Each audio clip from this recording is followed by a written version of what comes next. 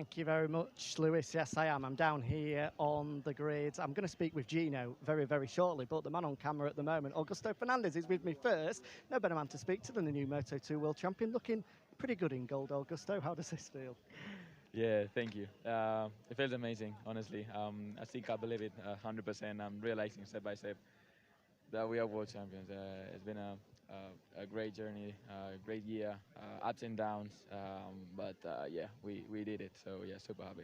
Just how nervous was that race? You and I coming together, it was pretty tense out there in those opening few laps. Yeah, I expect the first lap were going to be the toughest of the race. I expect him to fight hard as he did on the first laps. Also, I saw some hard fights between Alonso and Pedro, so I didn't really know how to manage the situation at that moment. A lot of nerves. I felt the pressure there. Not on the weekend, I managed to get the weekend, but on the race was hard, especially those first laps.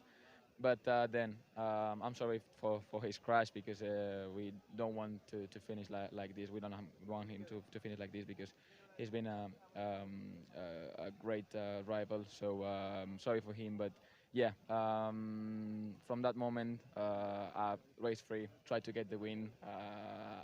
I took out my pace, and that was good. So I pushed Pedro. He was also fast. So I really enjoyed that one. So good to get to finish on the podium also, and ready. Well done today. Enjoy tonight. Thank you very much. If it's okay, guys, as well, I have got Gino down here. Dive in if you want. If not, I'll speak with the sporting director at Gas Aspar, because, of course, a big day for him with Ethan Guevara winning the race, and a big day with Pecco Bagnaia. For you, not for me. It's a big day for you. Why is it a big day for me? Because you are happy. I saw your face. I'm always happy, Gino. I'm happy to get the opportunity to speak to you. A special day. You've wrapped off your career with Gas. 1-2 in the World Championship, a victory today, and then you get to celebrate with a MotoGP World Champion as well. I mean, is this the day that dreams are made of? Yeah, for sure. This is the perfect day for me. We won an incredible season. We achieved a really big target today and during the season. So I'm really happy.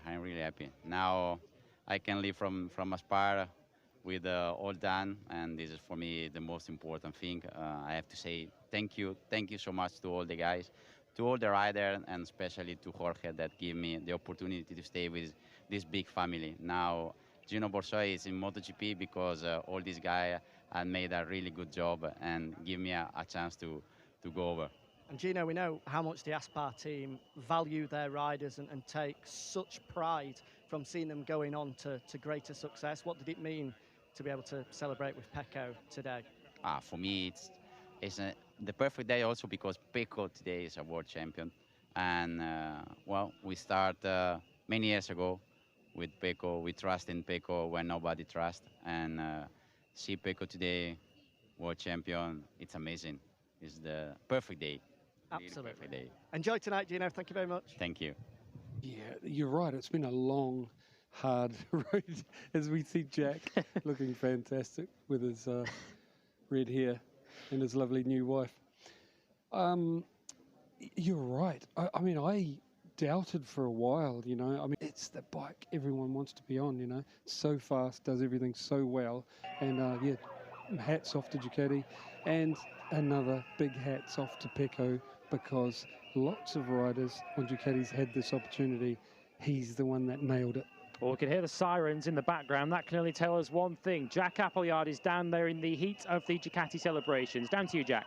I absolutely am. The party has well and truly started at Ducati. Davide Tardozzi in front of me with red wig and all. Davide, you've waited a long, long time for celebrations like this. Now that you can enjoy them, what's it like? Yeah, I'm very happy for the guys, for the riders, and mainly for the people at home. Ducati Corsa has a lot of people working at home that nobody see, nobody know, but they are one of the most important part of this winning. So I think that this winning is deserved by Ducati. So many times second, so it was time to be first, and we'll see what's going to happen in the future. Absolutely is. Who's this that's getting carried out? One of the team members has been taped up and gagged, and he's been left in pit lane. It's Gigi. It's Gigi, I don't believe it. Gigi Dell'Igna, of all people, has been bound and gagged, and he's been left in pit lane by the squad. Davide, just finally, As we said, 15 years, a long, long wait. When it finally happened, did it feel like you expected it to? Yeah, I mean, it was obvious with 23 points that it seems easy, but never easy in motorsport. So in the end, I guess, as I said, that we deserve this winning. Pecco did a fantastic job during the year. We make some mistakes in the beginning, but in the end, I think that is deserved. I think you might need to go and let the boss free. Thank you, Davide. Back to you guys. I'll see if I can try and get a word with Gigi Dell'Igna, but might be a bit difficult at the moment. Yeah, thanks for that, Jack. We did just see Gigi Dell'Igna on screen. We don't know whether those were live pictures or before he got, and that Ethan Guevara, of course, winning the Moto3 title back in Australia. Is there a particular highlight or something that stands out from the season for you that you'll look back on and be particularly fond of this season? Because we've had a tremendous season in all three classes. We'll start with Pecco. I was so impressed with some races of Pecco's where he came in on Friday, things didn't go well.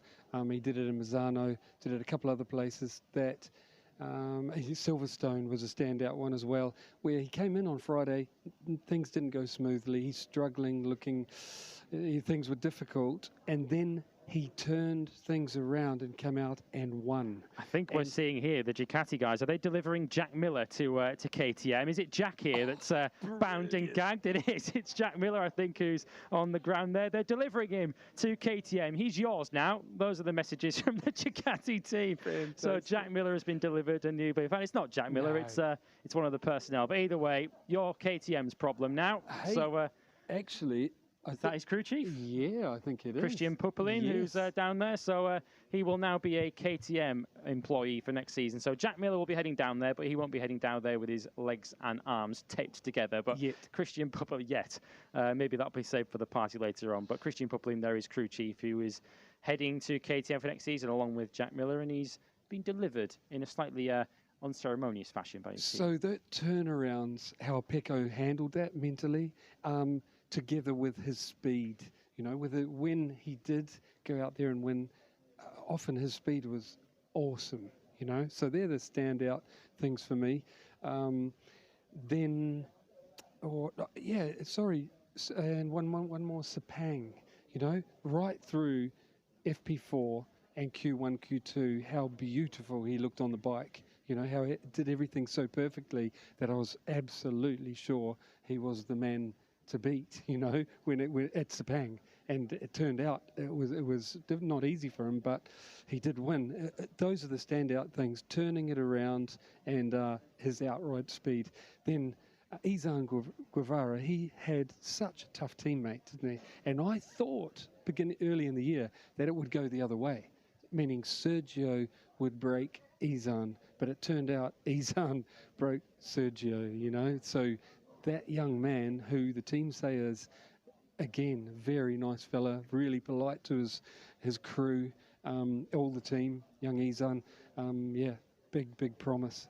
Then I've already said on Augusta that he has had the potential to do this for some years, and I'm really glad that he's achieved it. Now, let's hope KTM, again, not only for Brad Binder, but for that young rookie,